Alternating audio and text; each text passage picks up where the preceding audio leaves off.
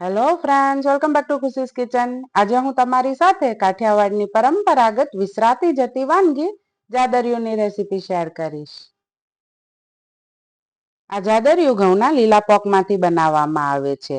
આ પોક જ્યારે ઘઉં હજુ પાક્યા ના હોય ત્યારે લીલા ઘઉંની ડુંડી કાપી તેને ડુંડી સાથે જ ભઠ્ઠામાં શેકવામાં આવે છે.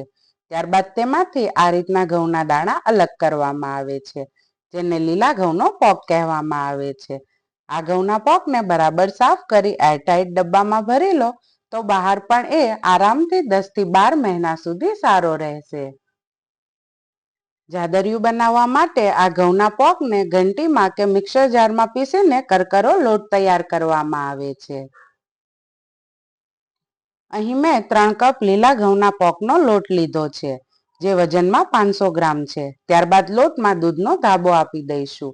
અહીં આપણે ધીમે ધીમે થોડું થોડું દૂધ ઉમેરી મિક્સ કરતા જઈશું. અહીં 3 કપ લોટમાં આપણે 1 કપ દૂધનો ધાબો દીધો છે. અહીં માપ ખાસ યાદ રાખવું, જેથી જાદરિયું પહેલી જ વારમાં પરફેક્ટ બનીને તૈયાર થાય. તમે જોઈ શકો છો, ન વધારે ન ઓછું. 3 કપ લોટમાં 1 કપ દૂધનો ધાબો એકદમ પરફેક્ટ છે. ત્યારબાદ લોટને આ રીતે દબાવીને 1 કલાક માટે રેસ્ટ આપી દઈશું. 1 કલાક રેસ્ટ આપ્યા બાદ તમે જોઈ શકો છો, લોટની કણી સરસ ફૂલી ગઈ છે. હવે લોટને આ રીતે છૂટો પાડી લઈએ, જેથી ગોળ અને ઘીના પાયામાં લોટ એડ કરતી વખતે સરળતા રહે. હવે 3 કપ લોટના મેઝરમેન્ટ પ્રમાણે આપણે અહીં 1 કપ મેલ્ટેડ ઘી લઈશું. ત્યારબાદ તેમાં 1.5 કપ જેટલો વાતરેલો ગોળ એડ કરીશું. ઘી અને ગોળને મિક્સ કરી ચલાવતા રહીશું જ્યાં સુધી ગોળમાં બબલ્સ આવવાનું ચાલુ ના થાય.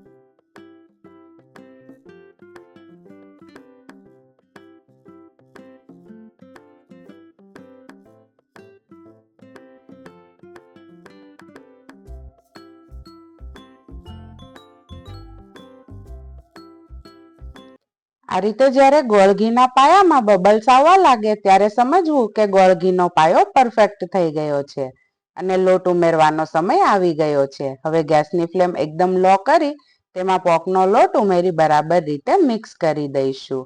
છે ને એકદમ સરળ રેસીપી, અને આ પરફેક્ટ માપ સાથે તમે પહેલી જ વારમાં પણ જાદરિયું ઘરે બનાવશો તો પણ આપણા દાદી નાની બનાવતા એવું જ ટેસ્ટી બનીને તૈયાર થશે. હવે એક થાળીમાં થોડું ઘી સ્પ્રેડ કરી લઈશું અને તૈયાર કરેલ જાદરિયુંને થાળીમાં પાથરી દઈશું. ત્યારબાદ આ રીતે તમારી પસંદગી પ્રમાણેના સ્ક્વેર કે ટ્રાયેંગલ કટ કરી લઈશું, એટલે ગરમા ગરમ જાદરિયું સર્વ કરવા માટે તૈયાર છે. તો ફ્રેન્ડ્સ, પોકનો લોટ, દૂધ, ઘી અને ગોળ એમ ફક્ત 4 જ ઇન્ગ્રેડિયન્ટ, સરળ રેસીપી અને પરફેક્ટ માપ સાથે તૈયાર છે આપણું કાઠિયાવાડી ટ્રેડિશનલ જાદરિયુંની રેસીપી. આ રેસીપી તમે ઘરે બનાવી છે કે નહીં, કોમેન્ટમાં જરૂરથી જણાવજો. તેમજ રેસીપી પસંદ આવી હોય તો લાઈક કરી તમારા ફ્રેન્ડ્સ અને ફેમિલીમાં જરૂરથી શેર કરજો. તેમજ હજુ સુધી જો તમે મારી ચેનલને સબસ્ક્રાઇબ નથી કરી તો સૌપ્રથમ ચેનલને સબસ્ક્રાઇબ કરી બેલ આઇકન પર પ્રેસ કરી દેજો, જેથી મારા આવા જ નવા વિડીયોની નોટિફિકેશન સૌથી પહેલા તમને મળતી રહે.